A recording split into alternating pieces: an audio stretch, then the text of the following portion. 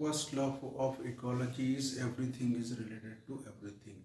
According to this law, uh, in this universe, everything is related to everything, is actually has a connection with everything in this world.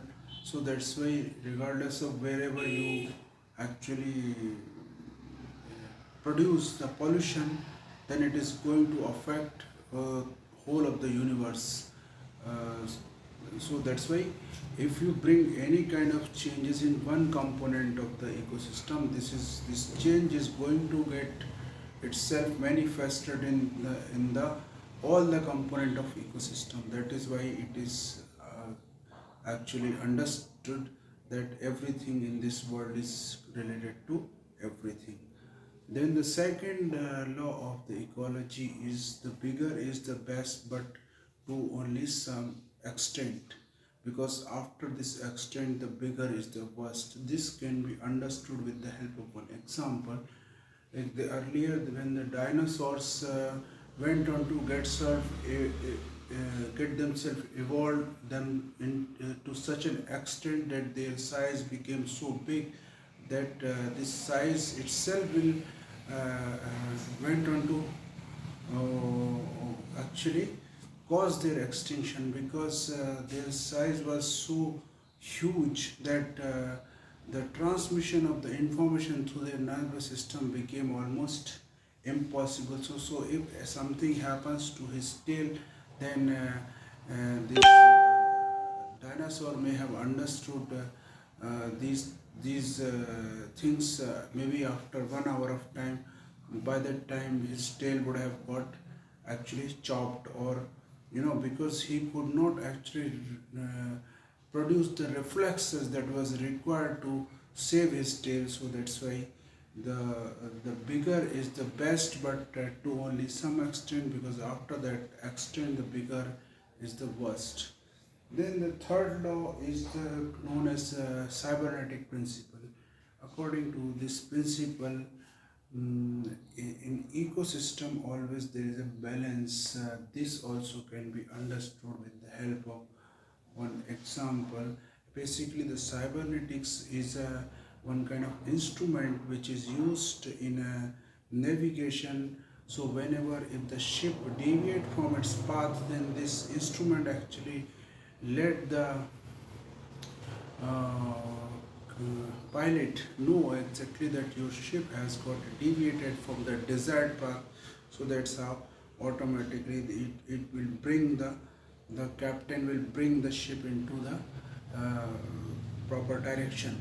So that's how this principle also applies in ecosystem also. Like for example, in Bihar there is a one type of snake which is known as dhamen.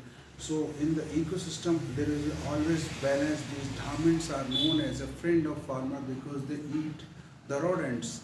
So whenever the number of rodents goes on to get increased, then because of the availability of more food, the number of dhamen also increases, and they start eating these rodent, and that's why the number of rodents decreases.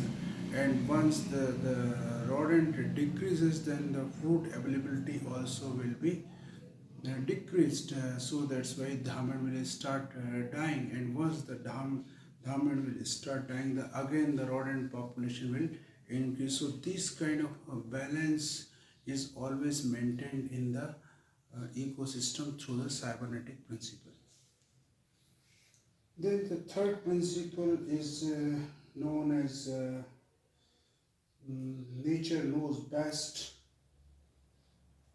According to this principle, regardless of whatever you do to actually reduce the degradation of environment, you can never ever know what is best for nature, because like for example, we also conduct environmental impact assessment.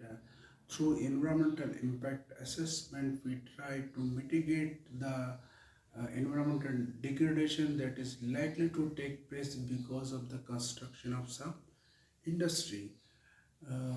So we generally conduct EIA, environmental impact assessment, by understanding the linkages between the different component of ecosystem, but still we cannot understand all the linkages that these component of ecosystem have with each other, and some of the effects has a time lag also. They may not appear immediately, they may appear even maybe after 10 years or 20 years of a time. So these all the linkages cannot be understood by a human being, by us. That's why what is best for nature, the nature only can understand, nature only knows. Then the last ecological principle is known as there is no free lunch. According to this principle, if you pollute the environment, then you have to pay the price. You cannot escape. If, for example, if you throw the cadmium battery into the water, this cadmium, this hazardous substance is going to get it themselves biomagnified in the body of the fish, and whenever you will eat the fish, then again it will come back to your body. So if you pollute the environment, if you degrade the environment, you have to pay the price. So there is no free lunch. Ultimately, finally, whatever you do to the environment, it is going to come back to you. So these are the 4 5 principles of ecology.